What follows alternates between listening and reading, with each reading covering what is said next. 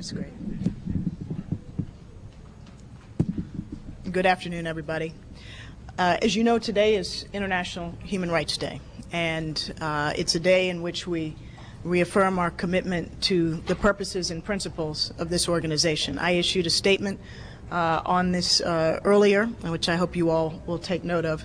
It also comes on the very same day that President Obama delivered a historic speech in Oslo, and much of what he discussed is directly relevant to the work that we do here every day as it relates to preventing conflict, urging adherence to international obligations, and building a world more peaceful, more democratic, and more prosperous. In his remarks, the President spoke of the vital importance of accountability, and accountability under international law, and consequences when accountability is not forthcoming. And coincidentally, we had a discussion this morning in the Council on Iran and its violations of Security Council resolutions, in which the theme of accountability was quite prominent.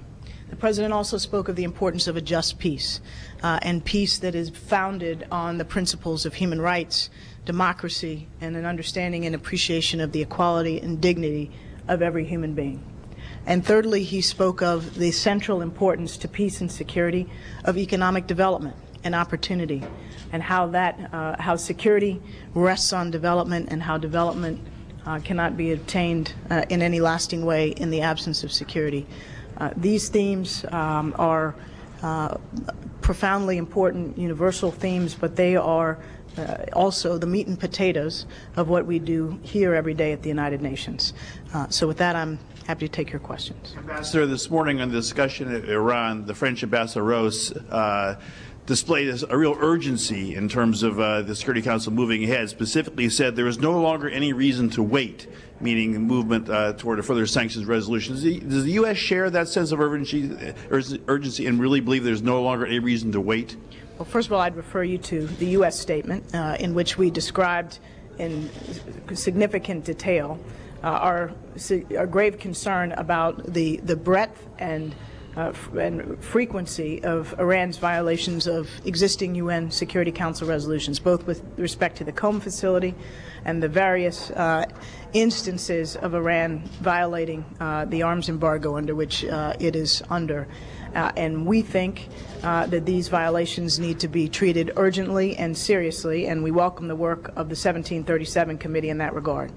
With respect to the larger challenge of Iran's pursuit of its nuclear program, we underscored that we have been and remain implementing a dual-track policy, and that as Iran's seeming non-compliance and refusal to take the opportunities that have been offered it by the P5+1 on the engagement track seem to be the course that they are committed to, we are ready to increase pressure on the other track.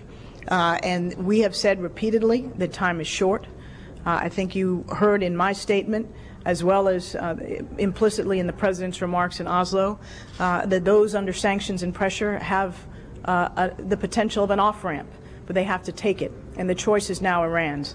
Time is short, and we have not yet seen the kind of response from Iran that we think would be in their interest and in the interests of international peace and security. And absent that, in the very short term, we will be back here, as I suggested in my remarks, to talk about further actions that may be necessary.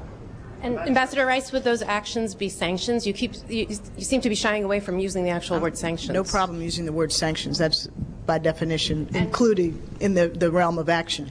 And in the Council, Russia and China, your colleagues from Russia and China, they didn't seem to go as far. They, in fact, said just restraint and patience.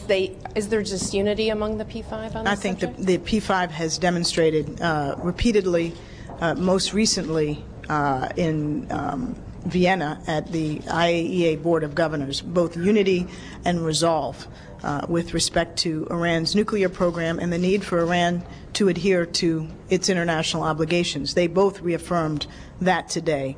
and at the appropriate time, if and when we are talking about further actions, further pressure, further sanctions, we will hear from them as to how they choose to proceed. Ambassador, the President has said, the President... Any time frame, you write any time frame for looking at I 2 think months, you 3 have months? you've heard me and many other senior administration officials say that time is short. The President actually has said that by the end of the year there will be a reassessment. So we are pretty much there with the holidays and all that. Do you feel that there's any movement inside the Council, any more appetite or agreement towards movement to sanctions?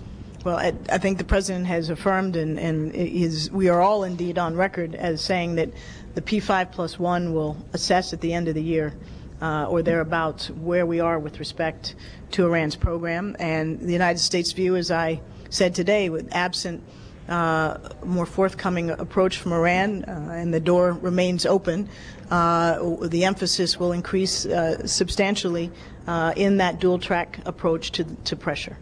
Thank you. On Burma, the parliamentarians from 29 countries have written to the Council asking for them to set up a commission of inquiry on what they call crimes against humanity by the military government of Myanmar or Burma. I wonder if you've received that and what you think of it, and also the State Department report on Sri Lanka that seemed to allege war crimes. You said accountability. What's the next steps for the State Department on its own? Mr. Rapp's report. What steps are going to be taken on it? I have not seen the letter that you reference on Burma, so I won't comment. With respect to Sri Lanka and frankly other instances of alleged and definite human rights abuses, we will examine these with seriousness internally and look at what steps we might take bilaterally to reflect those concerns with respect to any nation. And the President, in his remarks in Oslo, mentioned today Zimbabwe, Sudan, and Burma specifically. And obviously, we will continue our discussions here in the United Nations and in Geneva at the Human Rights Council on what action might be both desirable and feasible multilaterally.